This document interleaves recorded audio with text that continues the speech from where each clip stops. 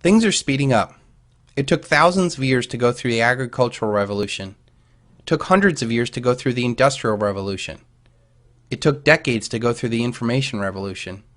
Now we are on the verge of a awareness revolution, where humanity can finally use all the knowledge from all three revolutions to build something that resonates with what we are and what we are meant to be. The thing that makes me most excited is that the old order is about to die of its own cancerous excesses, and we don't even have to lift a finger to effect any real change. When this paradigm dies, humanity will have the knowledge, the means of communication, and the incentive to start a new paradigm where humanity can rise to its highest and best self. Until that day, we have helped awaken and change lives of thousands of people all over the world. We are in the process of creating generational wealth, both in terms of real tangible assets, but more importantly, living a life fully awake and totally free. So where do all these newly awakened people go? The only choice that seems to be out there is to basically become John Rambo, buy a cabin in the woods, stock up on food, and polish your guns waiting for the zombie apocalypse to come. While the collapse of the dollar is certainly going to be the single largest event in human history that will result in a massive upheaval throughout the world, it is not going to be equally bad everywhere and all at once.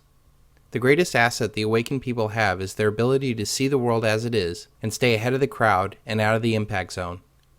The problem that most people have when they become aware is that they're probably surrounded by hundreds of good-natured people who are not awake. While this may not be very dangerous now, it can be when this all goes down. Most awakened people resign themselves to figuring that they'll just have to figure out what to do with their friends and family when the time comes. Most people are in our lives by happenstance. They happen to be family. They happen to work with you. They happen to be your neighbor. This makes us deal with people in our life that we probably share nothing intellectually with. Inane conversation about inane things make up the most of our lives. The only stimulation we get is the witty banter on websites like this, with people who you don't even know. The people that have the same resonating energy as you are spread out all over the world, hiding behind clever screen names. I thought long and hard about this problem, and I figured if I could get all these awakened people together, we would not only stand a much greater chance of survival, but a community of kindred spirits rallied around personal liberty would also have some amazing economic results. History has shown that countries and communities that have the most freedom produce the greatest wealth. Then the wheels in my head started spinning. How can we get these aware and prepared problem solvers to come out of the woodwork? I spent a great deal of time researching and ultimately casting a wide, intellectually honest net out into the world, with the Sons of Liberty Academy, Don't Tread on Me, and now The Greatest Truth Never Told on YouTube. I did this first to prove that I was not the only one that thought like I did, but it has grown into something much larger and powerful than that. If it was possible for one man to find total freedom from the system, what could a few hundred or a few thousand like-minded individuals do? Could we create a community of the opposite consciousness of this debt and death paradigm? A community built on honest money and honest people? A community that has sustainable energy, food, and shelter? A decentralized community with voluntary cooperation and non-aggression? What would it take to create a community like that? This has been my drive for the past few years.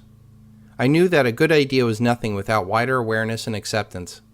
My articles and videos have touched over 1.5 million people in this world, of which 30,000 people have joined the Sons of Liberty Academy.